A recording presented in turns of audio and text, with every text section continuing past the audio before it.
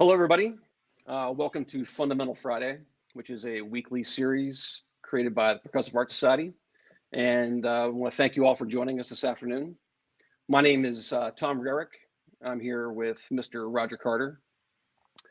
I have the pleasure of working with Roger at the Bluecoats Drum Bugle Corps and in his position as the percussion caption head. You may also know Roger from his work with Broken City in the WGI scene, his history as a snare drummer with the Blue Devils, teaching Mission Viejo High School, countless others. Also one of the finest educators and snare drummers that I know. So we're really looking forward to his presentation, Flam Rudiments with Diddle Embellishments. Before we do that, I just want to let you guys know, if you have any questions during the call, just make sure you put those below, and we'll try to get to as many of those as possible. And after we're done here today, the video will be linked and saved on the PAS Facebook page, as well as the PAS YouTube page. So, and if you're interested in previous episodes of the Fundamental Friday series, you can find that on pas.org under the resources tab. So without further ado, I want to get this over to Roger and get this all started. So welcome, Roger. Good afternoon or good morning if you're out here on the West Coast like I am. It's my honor and pleasure to be here with all of you today. Today we're going to be talking about some breakdowns and some primers for playing Flam Rudiments with Diddle Embellishments, specifically some rudiments that are kind of a staple of marching percussion, and that Flam Drags, Cheese, and Flam Fives, kind of the big three as I came to learn them being called in the Midwest when I worked out with the Madison Scouts many years ago. Out here on the West Coast, we call them shopping spree type rudiments. And yeah, I've got a few ideas on how to help you improve your ability to actually play these rudiments. And then towards the end, I've got an application where we'll take a look at them applied in a more creative way. Just a little history about me, if you don't know. Again, I'm from the West Coast. Went to Mission Viejo High School, studied under Mike Jackson, the great Mike Jackson, and Jim Wunderlich. Learned a ton from those guys. Was in the Velvet Knights snare line for a year in '89 under Dave DeLulo and Matt Savage, and then spent many years in the Blue Devils organization, both as a performer and an instructor under Dave Glide, Sean Glide, Scott Johnson, Kevin Murray. And here we are today. Fast forward a couple decades later, and let's get started. We've got some Flam Drag, Cheese, and Flam 5 breakdown. Now, if you've been paying attention to the Fundamental Fridays a few weeks ago, my good friend Jeff Queen did some breakdowns on the Flam accent rudiment. And bit of trivia, Jeff and I actually played in the same high school snare line back in Mission Viejo, back in the early 90s. And so I thought I'd expand on that a little bit. From Jeff's presentation, we learned about playing this pattern here.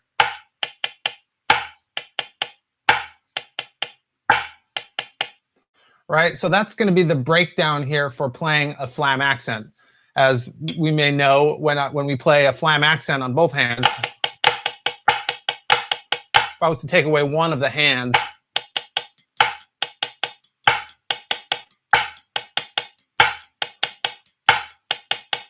that's actually what's going on any given hand, whether it's the right or the left, when you're playing a rudiment such as Flam accent. Well, Flam Drag, let's just start with that one, is kind of an expansion on the Flam accent, where we're going to put a double stroke or a diddle on that second partial of the Flam accent, right? Flam accent being three notes: flam, tap, tap, alternating sticking, right, left, or left, right, left. We're going to put a double stroke or a diddle on that second partial.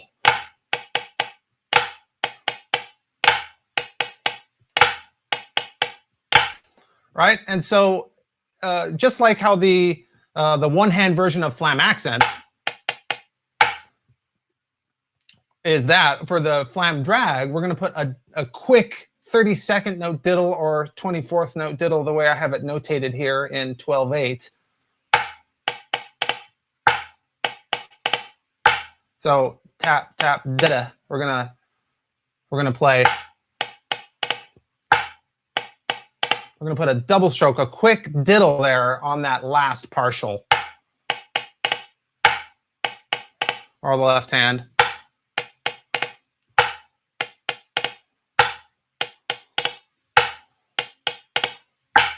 All right, so on this page here, Flam Drag Cheese and Flam 5 breakdowns. Hopefully you're on that page now. As you should see it on the screen right now. I've got the tempo written at 80 to 120 plus. Let's go ahead and get a listen for how fast that'll be. Da da da da da da da da da da da da da da da da. All right, so if we start here on the first page, let's just take the first 2 lines here. All right, 1, 2, 1, 2, 3, 4.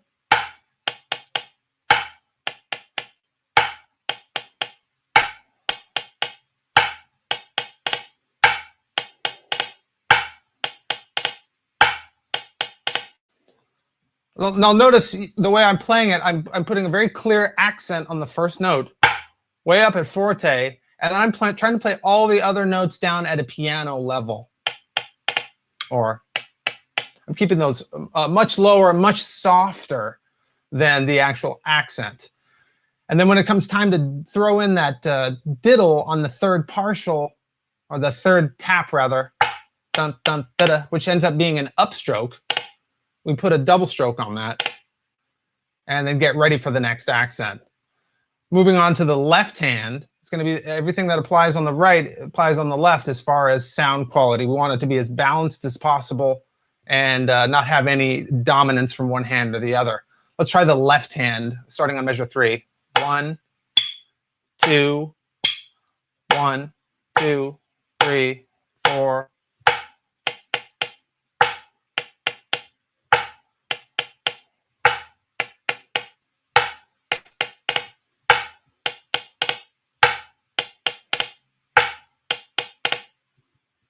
Okay, so applying those 2 ideas, again, Flam accent. If I'm going to play that on my pad here, I'm going to get a sound like this. And then we're going to add in that double stroke on the second partial of the Flam Drag, of the Flam accent. Okay, so let's try measure 5 and measure 6. 1, 2, here we go.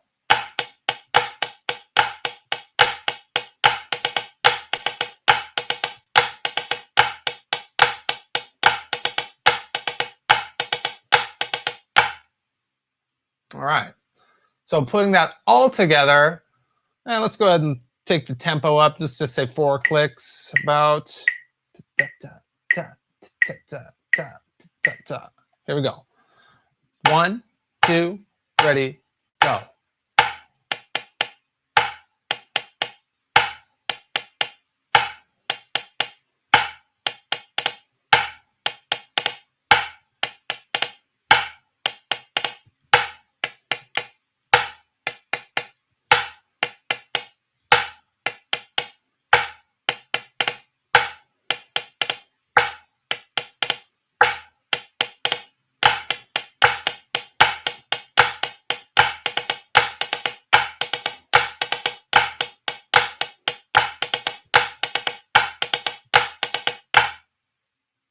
There we have it. So that would be the Flam Drag breakdown. Let's take that up a little bit. How about up to, let's say, 90? I'm going to go ahead and play it with a met this time. 1, 2, ready, go.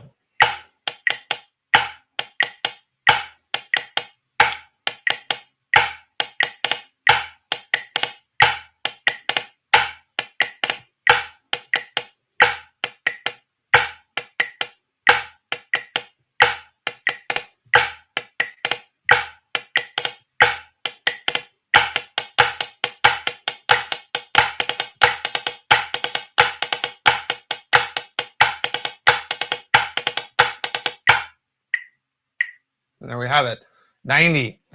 Okay, I'm going to slow it back down to around 80 or so and move on to the next one. The next one here is called cheese, or I've heard it called flam stutters or chickadas. But generally here out on the West Coast, we call these cheese. And this is where we're going to put a double stroke on the actual accented flam and not on the second partial where the flam drag was. Only the accented flam will have the diddle. And again, it's based on flam accent. And if you'll notice, I try to keep my grace note down very low. I try not to lift it before playing. And I try to maximize the contrast between the weight of a heavy accented stroke and the light and brightness of the grace note. If you wanted to give a volume level, I try to play my grace notes at pianissimo, taps or the non-accented notes at piano, and the flams in this case I'm going to play at forte. Okay, so looking at this one, it starts out the exact same way because it's based on flam accent, as all of these rudiments are. And again, that is this. We have a flam, right flam, with the left comes in slightly early to make the grace note, to make a proper flam. The next note is the left again. So when you're playing these, you can think of it as a double stroke off of the left hand. If I was to air or not play that flam, but I still play the grace note followed by another tap, I have two lefts right away. Left, left.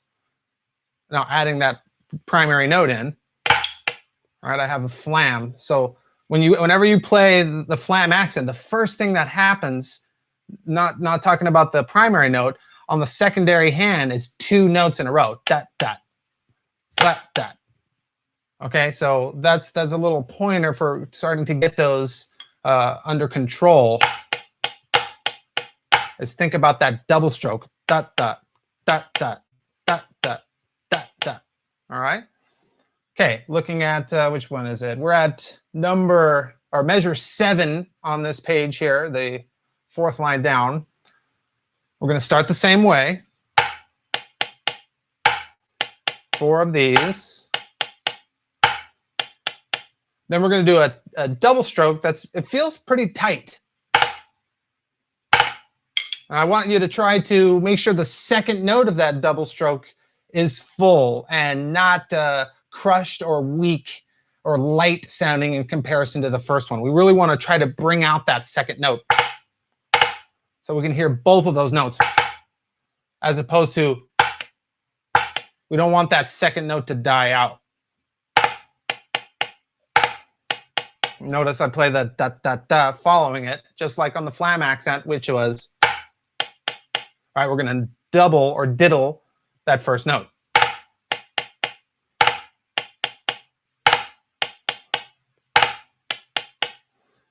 And just like the flam drag, that third da da da becomes an upstroke, getting ready to play the next accent again.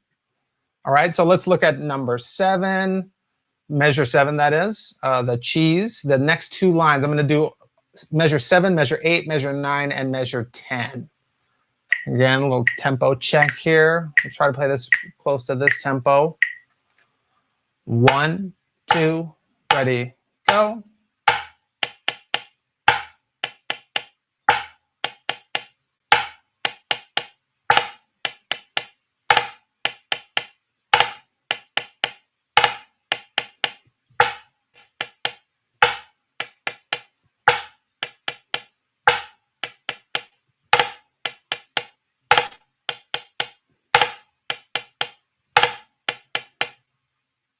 All right. Now to apply those, starts the same way. We're going to set it up with 4 flam accents. Then we're going to add in that double stroke on the flam.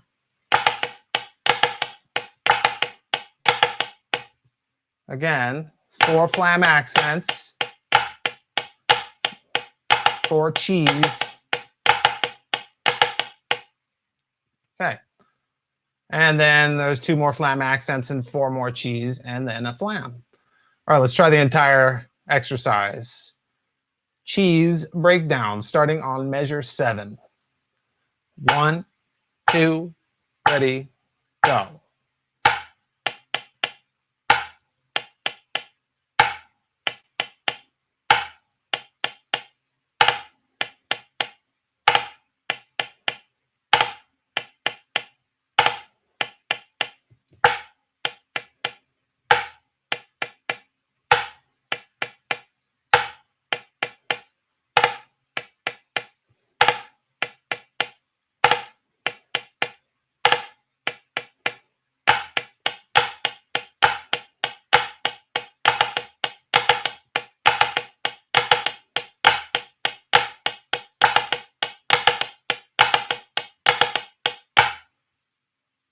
All right. And we want to take that one up a little bit, right? Where's the fun in playing it that slow? You know, of course, that's something you want to start at when you're learning when you're just learning. And I always recommend being skilled at playing something at a slow tempo in order to play it faster.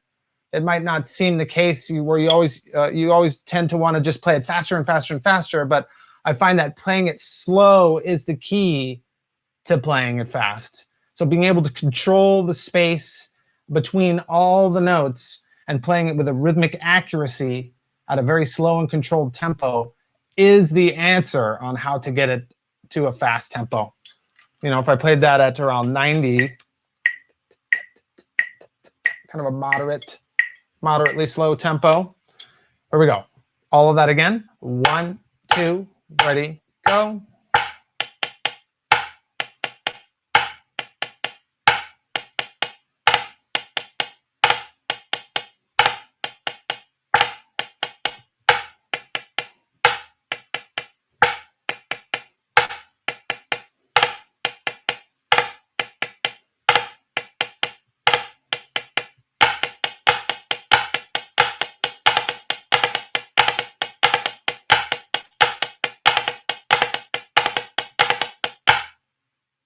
There we have it. A little faster, just for kicks. Here it is at 100. 1, 2, with the met. 1, 2.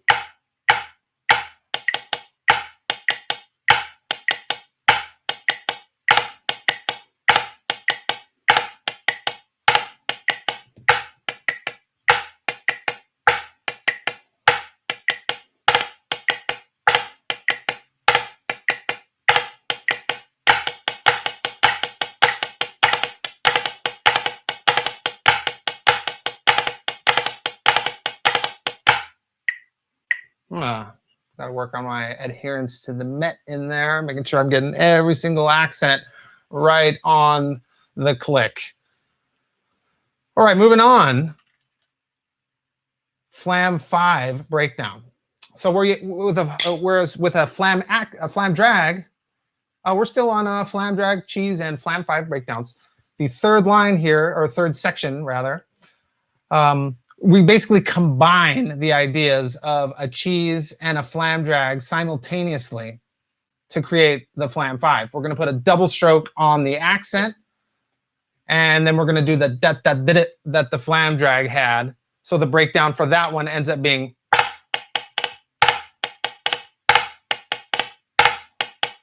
little slower.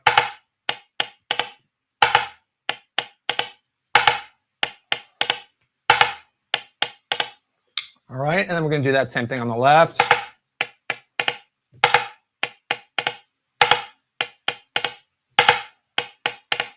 All right, let's do it. So now we're on measure 13. And here we go. 1, 2, ready, and.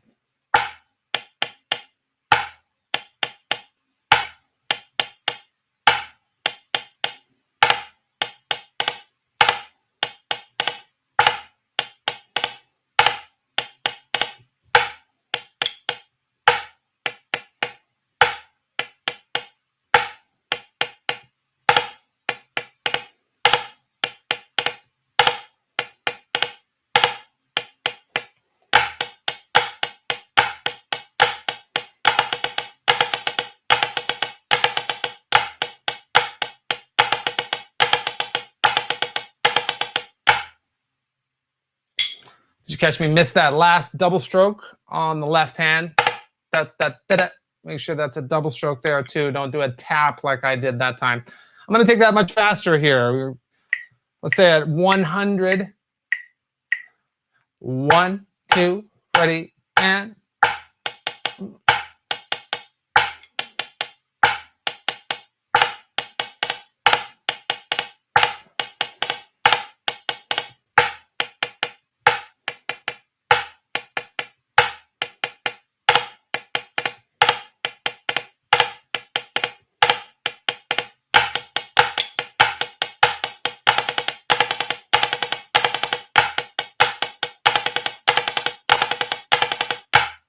all right, and that'd be the whole sheet. You want to expand your tempo range and try to work these faster, right? Flam drag. It's kind of a moderate tempo, getting approaching quick. All right, that's some flam drags there. Cheese.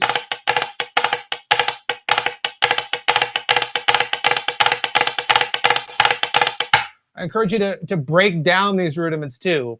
Start real slow, let's say flam 5, and gradually increase. Try to maintain the quality of sound.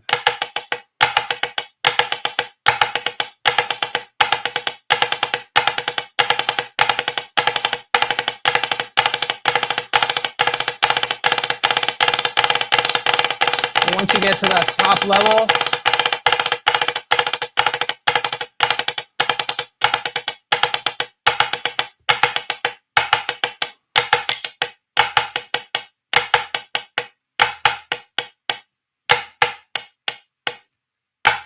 right, it's a really good experiment and skill kind of development in order to start slow, gradually build it up, and then slow it back down.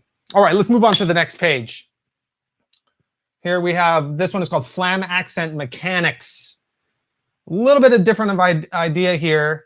The idea of this one is to start with the flam accent breakdown, but we're going to fill in all those spaces with left taps or right taps, depending on what hand I'm starting on. So that second measure is right, left, right, right, right, left. Kind of sounds like a paradiddle diddle, but the sticking is right, left, right, right, right, left. So you have that triple stroke down low. And you want that to sort of check the rhythm of, sometimes some of my students play that incorrectly when they're learning how to do it. They might not play that evenly. By filling in all the possible spaces with a tap,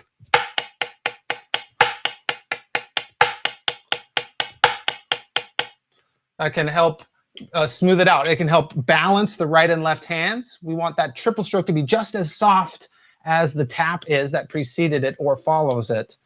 And we want to maintain a that really even rhythm. Okay, so looking at the first 2 bars here, we have 1, 2, ready, go. Starts the same way. Now we're going to invert it. Okay, so we're going to put the da, da, da, da. Then we're going to turn that backwards. Da, da, da, da. So again,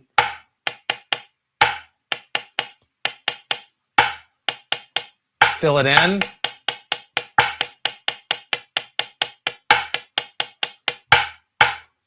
And then the next idea would be to put a drag on each one of those fill-ins.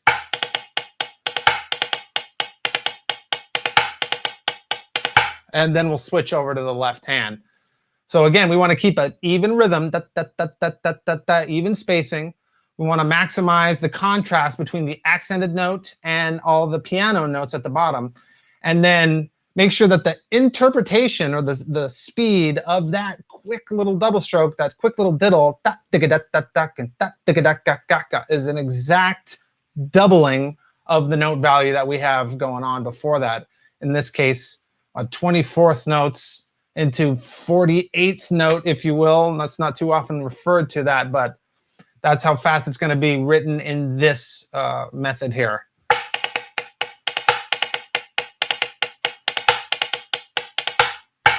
Okay. And then for starting at measure 7, we just kind of cut it in half. We do 1 of each instead of 2.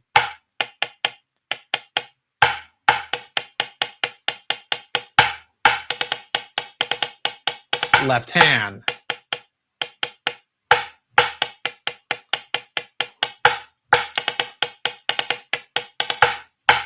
Okay, so let's try that. 80. Let's go a little faster. How about 88?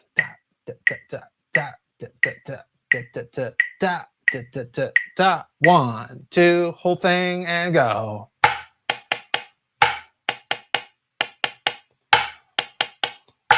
Fill it in. Diddle it.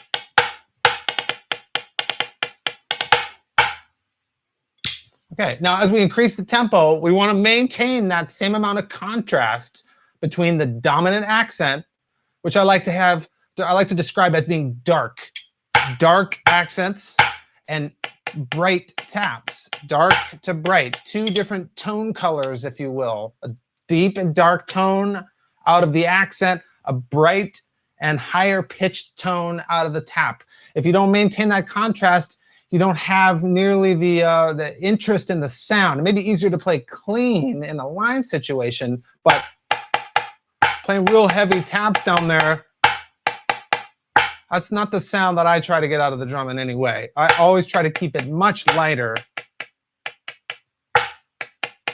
And that's what makes it sound really good, in my opinion.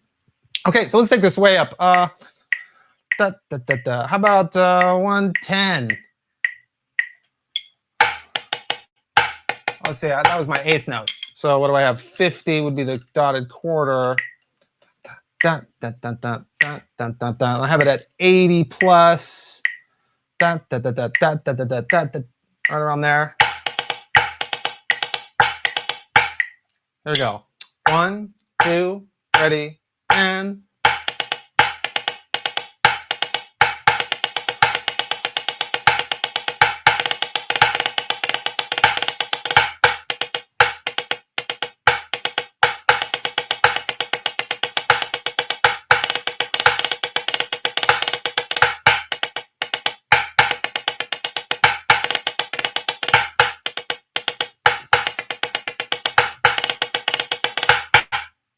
all right, and you can take it faster, but again, nailing it at the slow tempo is what the key is to get the tempos up.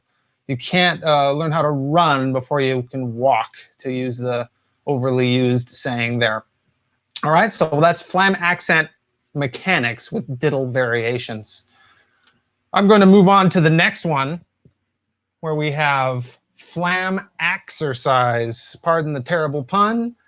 It's a Flam exercise with Flam accents. So Flam exercise, yeah. This one I wrote a long time ago, about 15 years ago or so, back in 05. Something that I was using with the Freelancers Indoor program. Certainly miss that group when they went inactive around 2010, in the middle of the season, in fact. However, this is a cool exercise that persisted from that time. And just for interest, I went ahead and started off the left hand too. The key to a really good balanced sound and sound quality in general is to be able to play it off the left, to have an even sound on the right as you have on the left. And this one, we've finally gone to something that's maybe a little bit more 16th based, 8th and 16th, like a duple feel, as opposed to the last two have been a 12/8 feel. We're going to do the same rhythm. But now our quarter note is going to be here.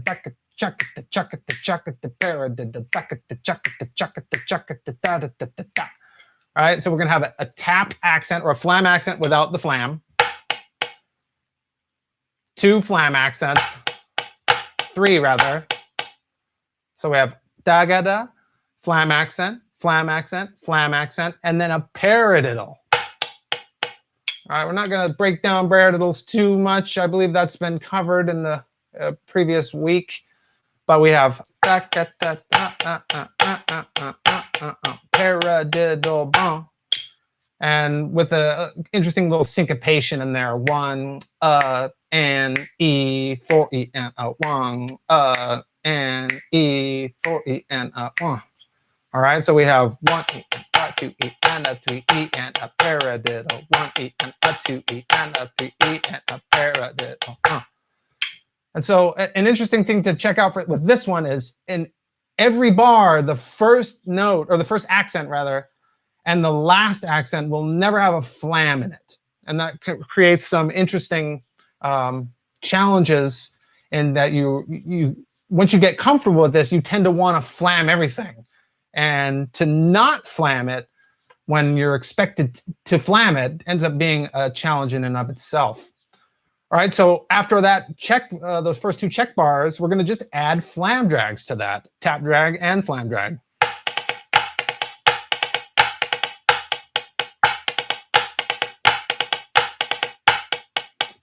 All right, so if I play the first 4 bars, 1, 2, 3, 4.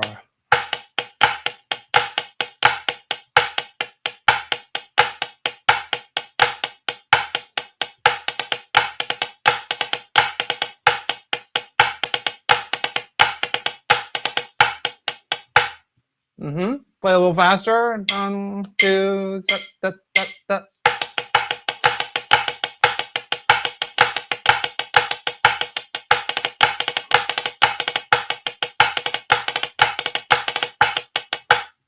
A little faster. 1, 2, 3, 4.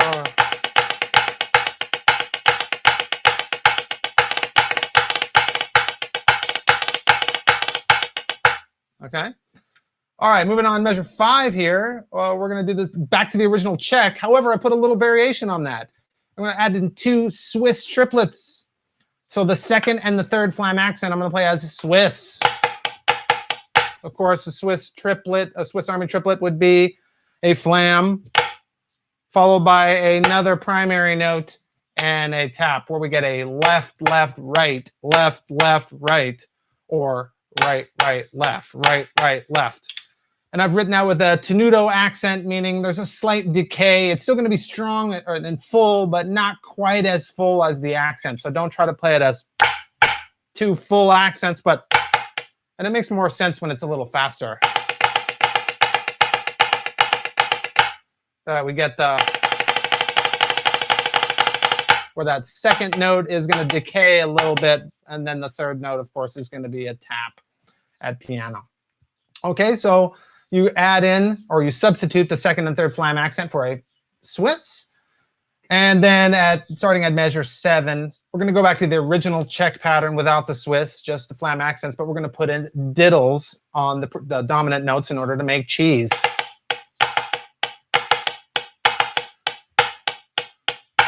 And so on the other hand. All right, so I'm going to take measure 5, 6, 7, and 8. 1 E and a 2 E and a 3 E and a 4 E and a 1, 2, 3, 4. Oops, forgot my Swiss. 1, 2, ready, and.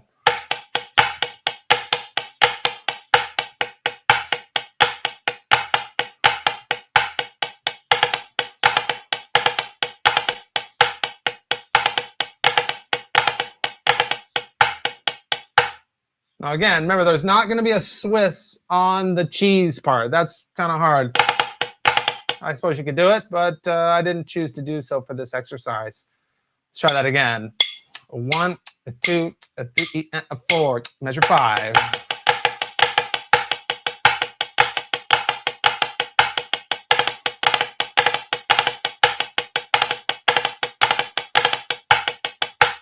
Going a little faster. 1, 2, da, da, da, da, da,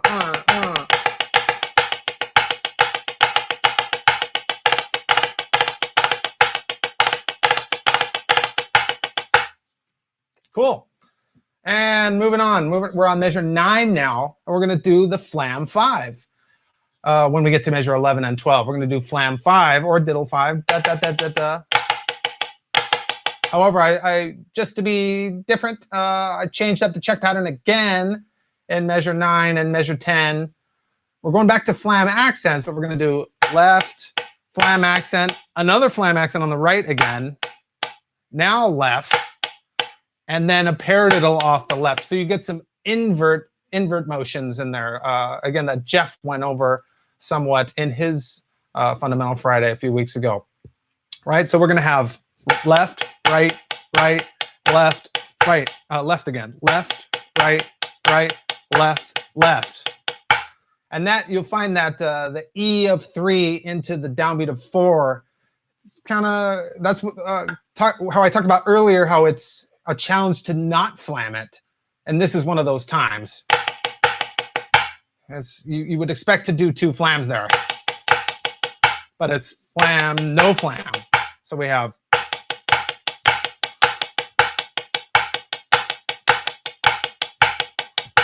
all right, and that invert motion, of course, is starting with a soft note, followed immediately by an accent with no gap. Right? And then when we get to 11, we're doing the original check pattern without those inverts.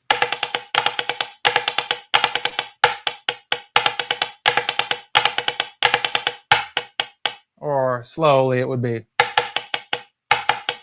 oops.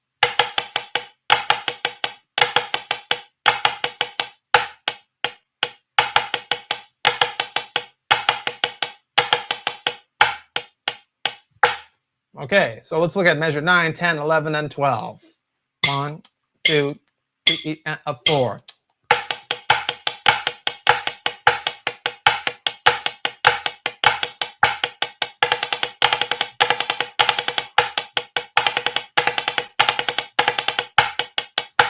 Okay, so throughout this whole exercise up to this point, it's really kept that 1 up and E4. 1 up and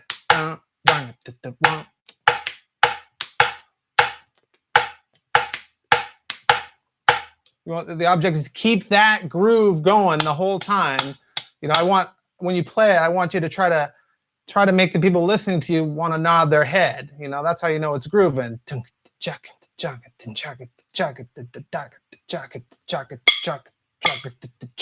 Really want to try to generate that implied downbeat, right? Because we're only playing on that beat on count 1 and count 4. 1, 4, 1, 4, 1. I want to try to create that.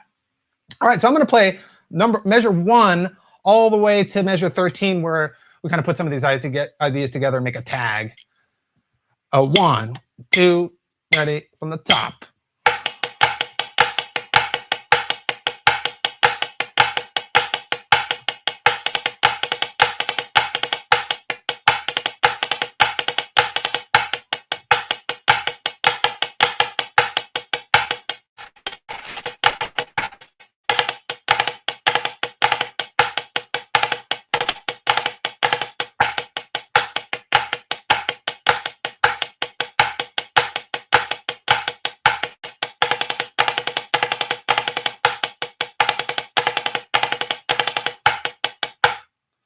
If I was to move that a little faster, 1, 2, 3, 4.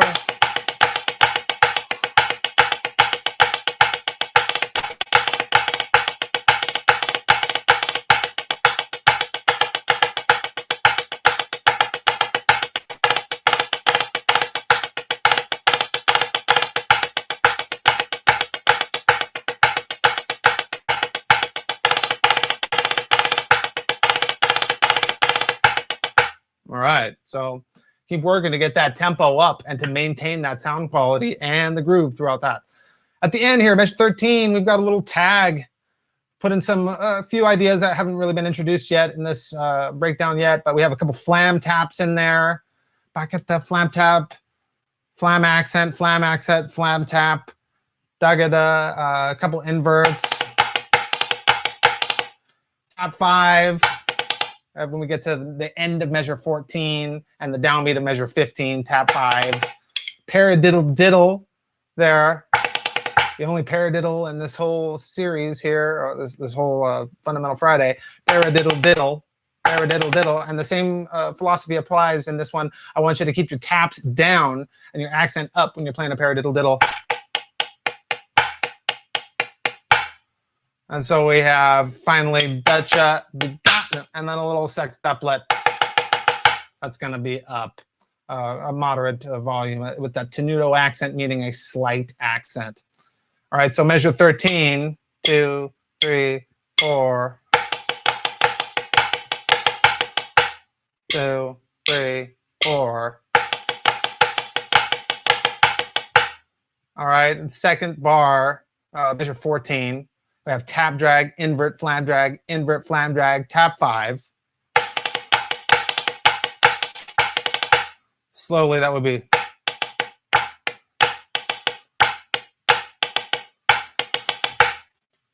And the 15, the last bar, again, 2 heights.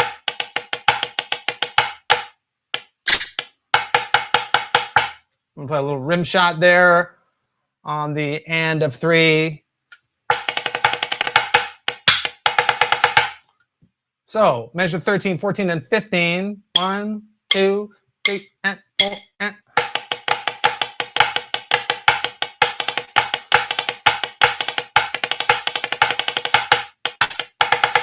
Wow, don't miss that rim shot. 1, 2, ready, and.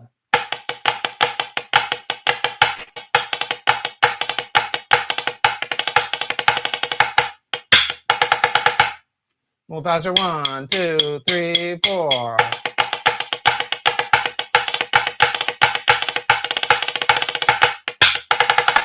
All right, and so as I increase the tempo, I'm still trying to maintain that 2 height sound, that 2 tone color, the bright taps and light and dark and heavy accents. And those really become challenging as you put flams in there, add more diddles, change the sticking to paradiddle diddles and such. I'm going to try the whole exercise. 1 E and a 2 E and a 2 E and a 4 E and a 1, 2 from the top.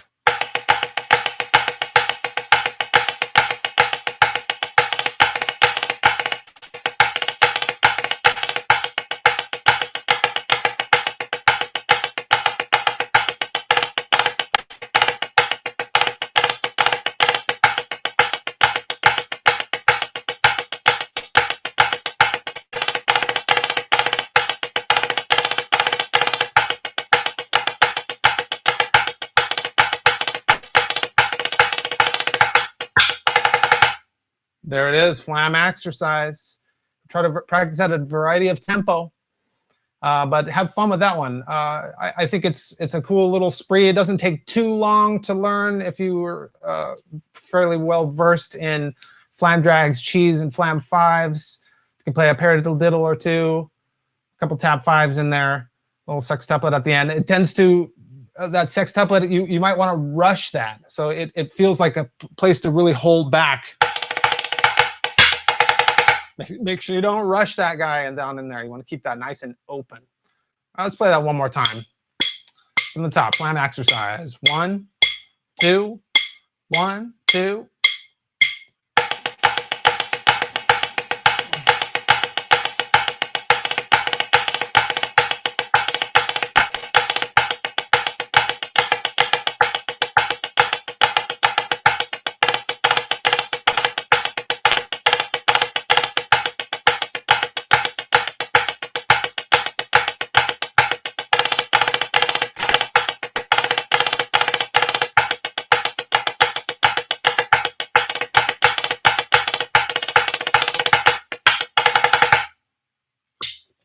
Get that shot.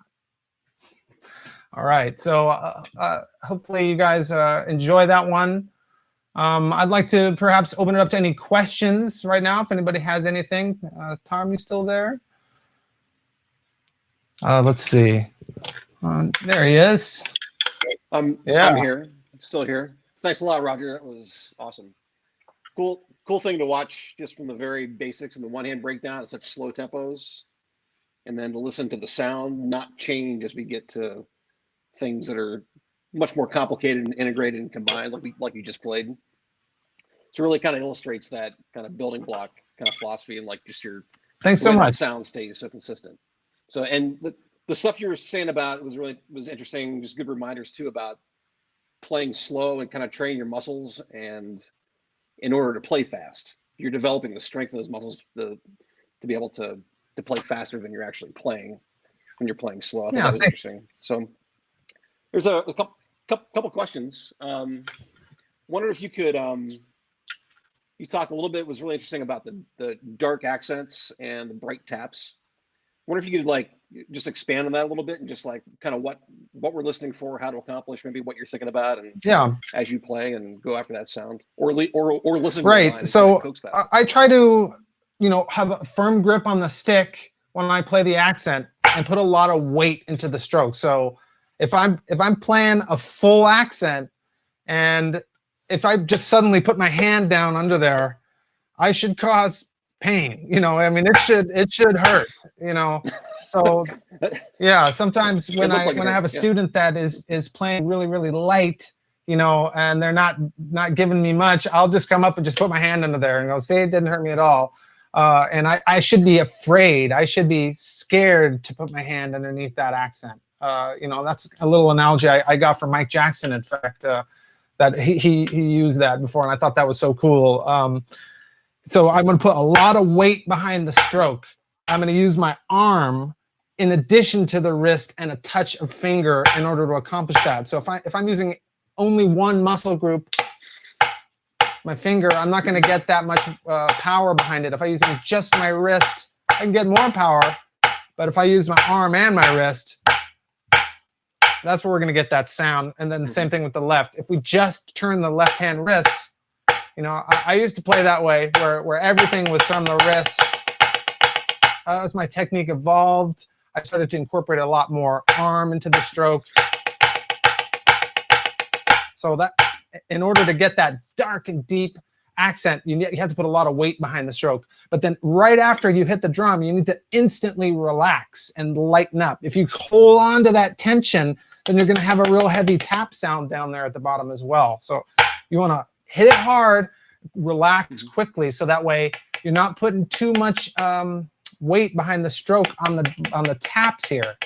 And as far as the brightness is concerned, I find that if you play light enough on the drum, you hear a pitch that sounds higher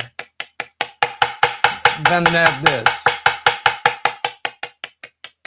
Right? And it's only when you get down to that level that you really notice that. If you play your taps up here, as I see some lines today even play their taps this loud, I just find that the contrast between that isn't all that much. But I want to get it way down there. Whatever it is, paradiddles, and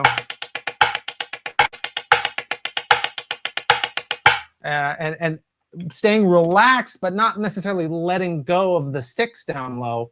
I'm still going to keep a grip on, I want to keep all the skin on the stick, but the amount of wiggle room, if you will, I'm trying to let the sticks breathe while they're down at that low level in order to accomplish that high tone color and dark accent. I'm going to hold on a lot more. Exactly. Maybe even more front of the grip on the light stuff, right? And more back of the grip here on the accent there, And same thing with the left. I'm going to hold on more and put more pressure in the pocket here on the accent, whereas the taps, I'm going to have more of the front part of the grip, the first two fingers and the thumb connection for that high sound. Yep. Cool. Cool. A couple questions. Let me scroll. This is from Connor Paul.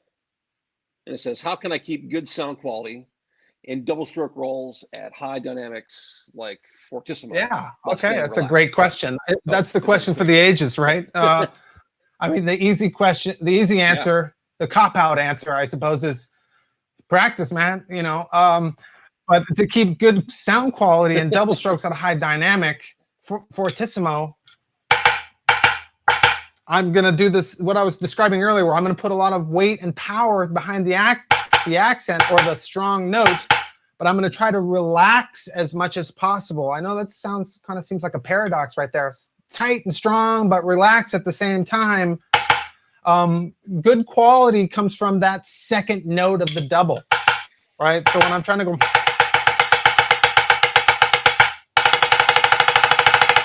I'm trying to bring out that second note and not letting it decay.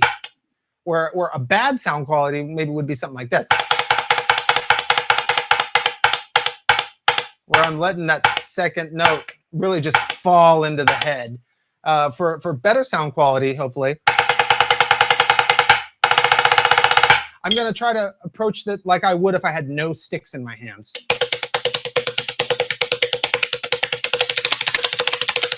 Right, so I'm trying to stroke out both notes of the double stroke, as opposed to just letting it fall and letting the drum do the work. And of course, that's almost like a sliding scale. So at really slow tempo, I'm gonna have a lot easier time doing that than at real fast tempo. But so the amount of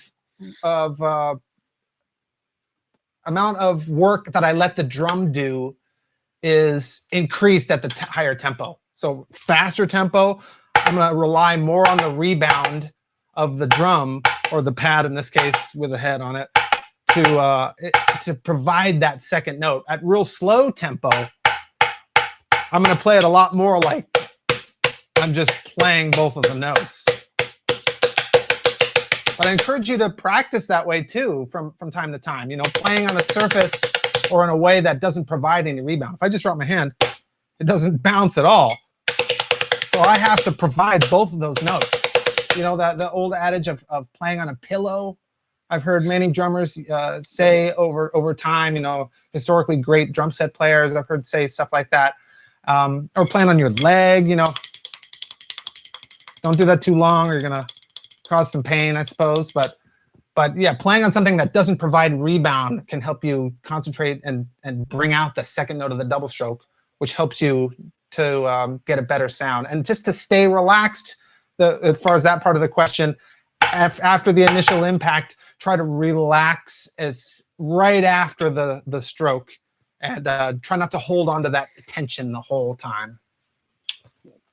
I was always taught too, like that kind of that range where you move from stroking it into letting it bounce and like moving that threshold to a faster and faster without being really, you know, jerky or like injuring yourself with trying to stroke everything in, but like moving that threshold forward so you build that wrist and finger strength kind of thing. Yeah, like, and that threshold, that's a really interesting way to talk about that. Yeah, there's a point where your technique needs to change a little bit, and it's not digital. It's not like one tempo it's here and then this tempo it's instantly totally different. And that's kind of goes back to what I mentioned earlier about trying to break down the rhythm. So slowly accelerating as you go through those thresholds.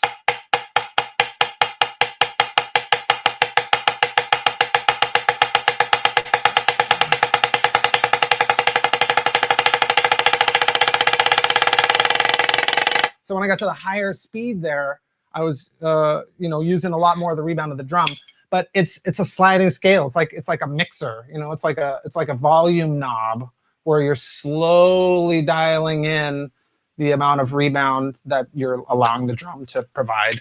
Slower tempo, you're dialing it back, and you're providing more of the control.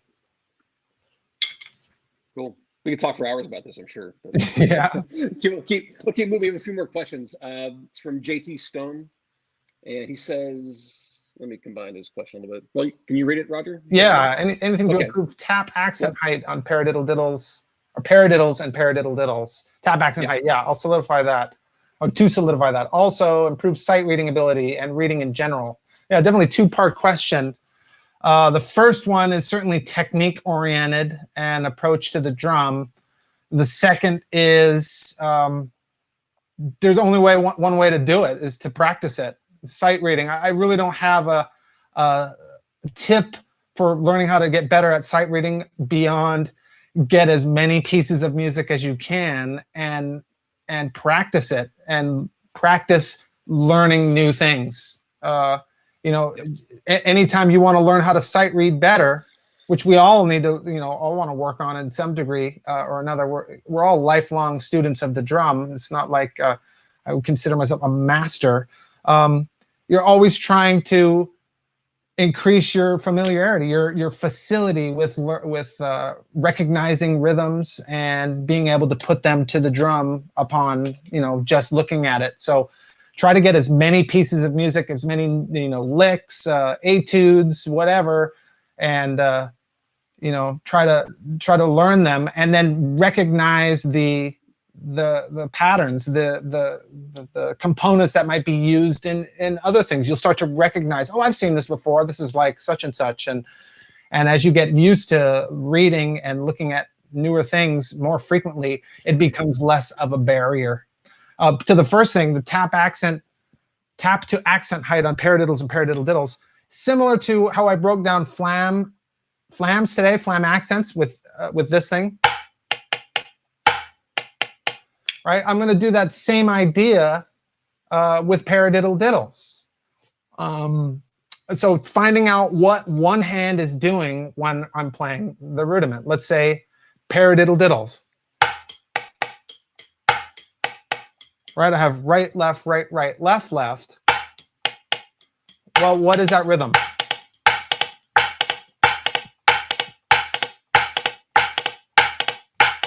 So I'm trying to maintain a real strong accent and then get that double stroke down low, where I get kind of a jazz cymbal ride pattern. Ding, dot, da, ding, dot, da, ding, dot, da, ding, dot, da, ding, dot, da, ding, dot, da, ding, dot, da, ding, dot, da, ding. Starting slow, maintaining that little swing about it. 1, 2, 3, 1, 2, 3, 1, 2, 3, 1, 2, 3, 1, 3, 1, 1, 3, 1, 1, 3, 1, dum da dum, dum da dum, dum da dum, dum da dum, whatever hand it's on. And then the right hand, or the opposite hand, the one that doesn't have any accents on it, just keeping that soft, maintaining that soft sound the whole time and not letting that come up. For single paradiddles, like I think the first part of your question, that one, of course, most of us should know paradiddle, paradiddle. I think even my grandma knew paradiddle. I mean, to some degree, a lot of people know paradiddle even if they don't know they know paradiddle. Like they see people dancing on the dance floor and they're doing paradiddles and they don't even know that they're doing paradiddles. Thinking about what is that rhythm if I took one hand away?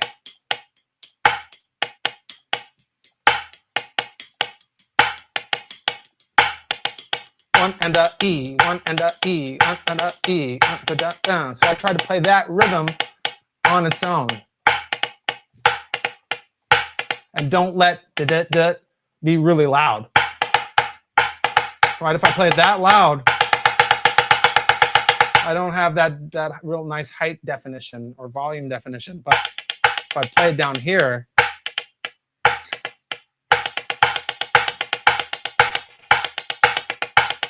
all right, so think about that two height, two volume sound, those two different tone colors, the dark accent and the bright tap, and maintain that through the range of tempo.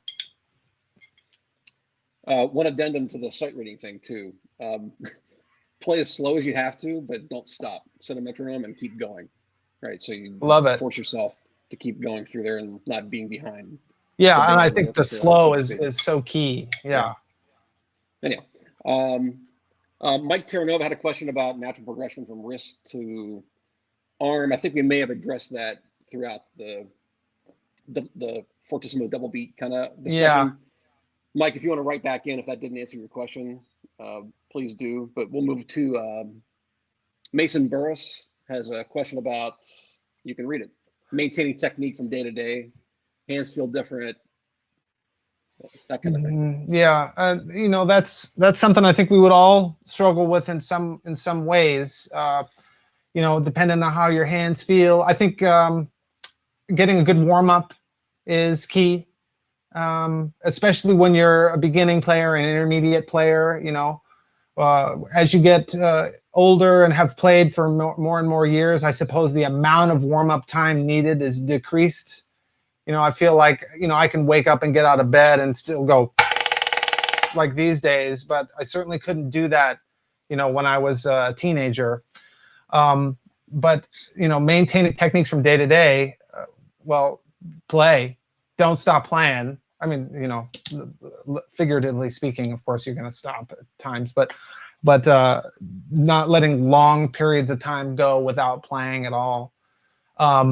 I find that the left hand for most of us, most of the right hand players, is the one that decays quicker, especially if you're a traditional player. You know, this grip is the one that's gonna lose its facility sooner, and you know, concentrating more on giving your left or your weaker hand the opportunities to play. You know, my last exercise, Flam exercise, I deliberately started it on the left because I find that dominant hand, the right in my case, tends to get to play more often. If it's even little things like, all right, here we go. Like I'm counting that off right. I'm just getting more times to play on the right hand, and the left hand ends up being an afterthought.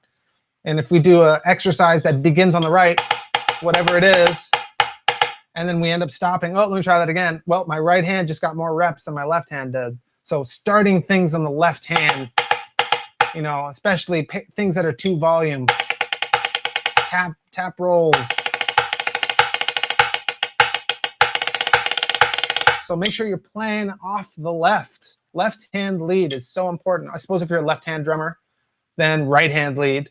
You know, I'm just going to speak to my skill set at this point, but you know, playing it off the left or playing it off the less dominant hand is something that's going to make a ton of difference to your skills.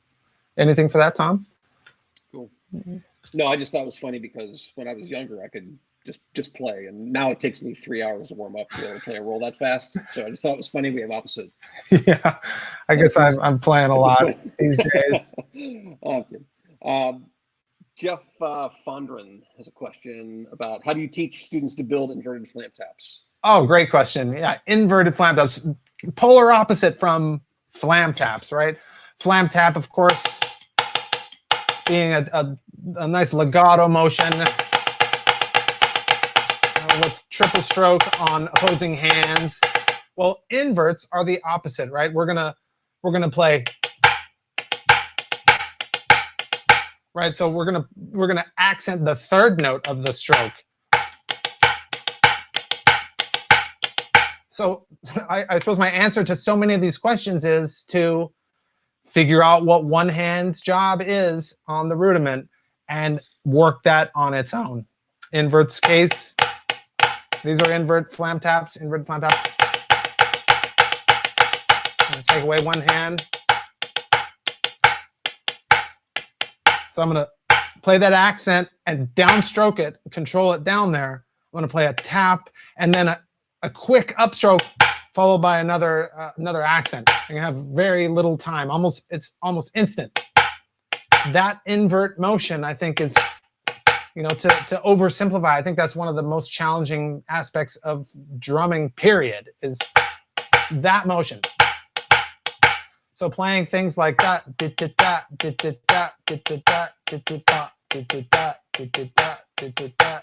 maybe double stops.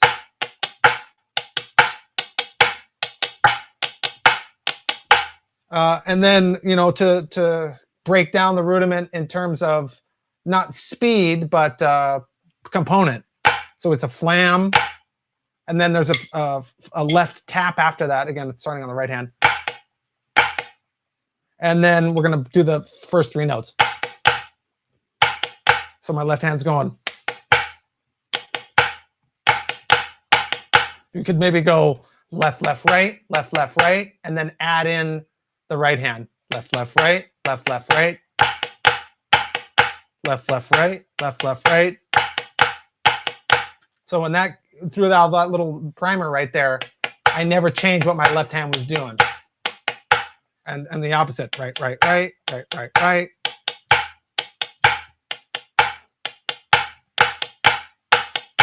So the secondary hand is the one I think that you want to focus on. If I'm going to start on right hand inverts, I want to think about what my left hand is doing. For left hand invert, think about my right hand, what it's doing. And maybe do an invert and then just an isolated flam. Or the opposite. But accent to tap definition and isolating the right hand or the left hand's job independently and developing those skills are the answer, at least in my experience. Yeah, especially that such a like an unnatural motion. It can be, especially as it gets faster, that kind of whip upstroke and kind of, you can see when you play, like your arm kind of whips the stick back a little bit. So just be able to see that and have it feel like that and really identify those hands by themselves is really helpful, obviously. Let's see. We have a few like maybe non-stereo. Nice try, Randy Lamb. Want to know what the 2020 Bluecoats show is? Nice. Then you have a job offer from Pam Harper Smith, their percussion director. Steve Barwell, what kind of pad do you recommend? I don't know if that means brand or surface or what to look for in a pad. Yeah. Okay. So I use two pads are kind of my heavy hitters. I like a soft gum rubber pad, something that's real quiet and light for travel. So I'm not going to typically travel with this big old drum slinger here, but I like something light and soft. You know, if I'm playing at night and I'm not trying to disturb the family, right? I'm going to play on something like this. But if I'm at home in my studio, you know, I want something that's a practice drum, so to speak. So like I said earlier, this is a drum slinger. I have several Zymox pads, something with a rim. I like those pads. I really like this one here because it has a actual drum head on it. You know, I have a Evans hybrid on here, a white hybrid.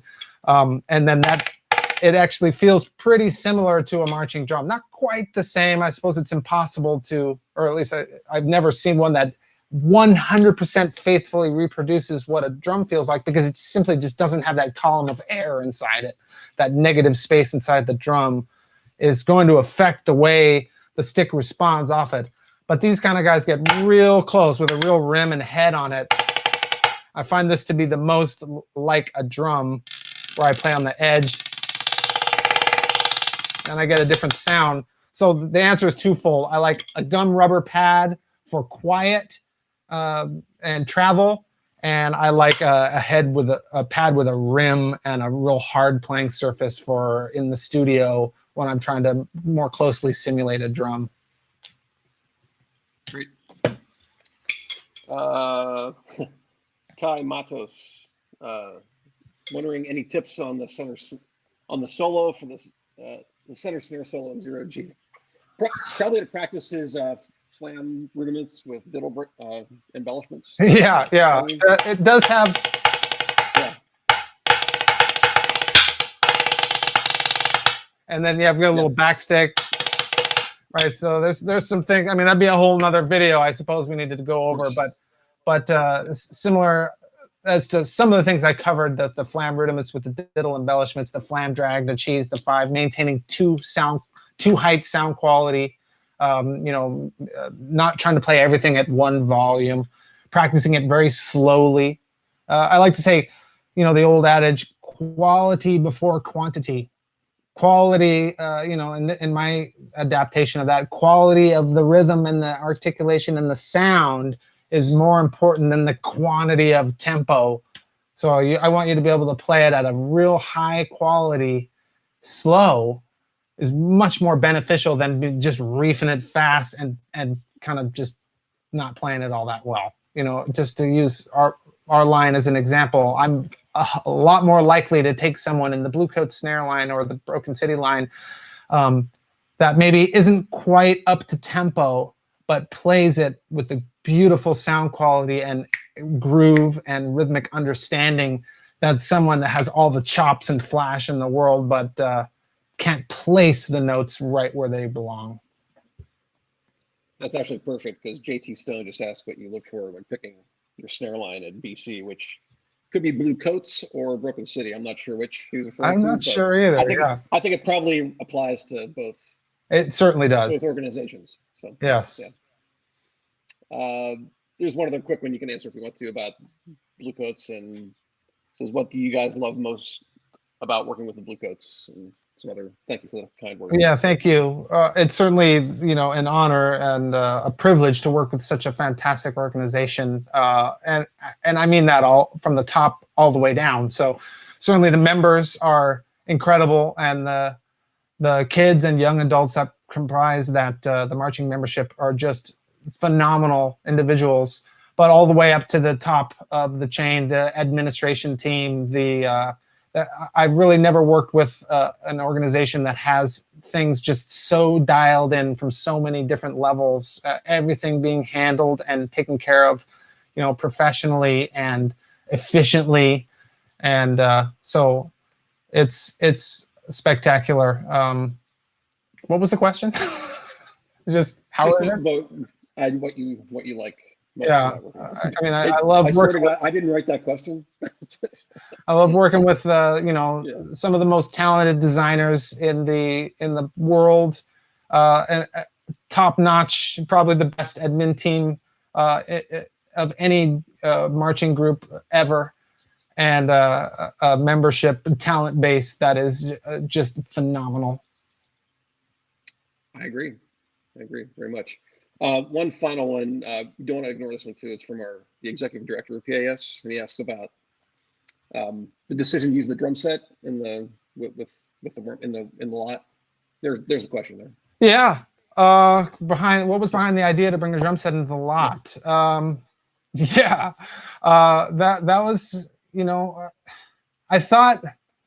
That's kind of a long question. I mean, this video could go for another half an hour if I really wanted to get into it.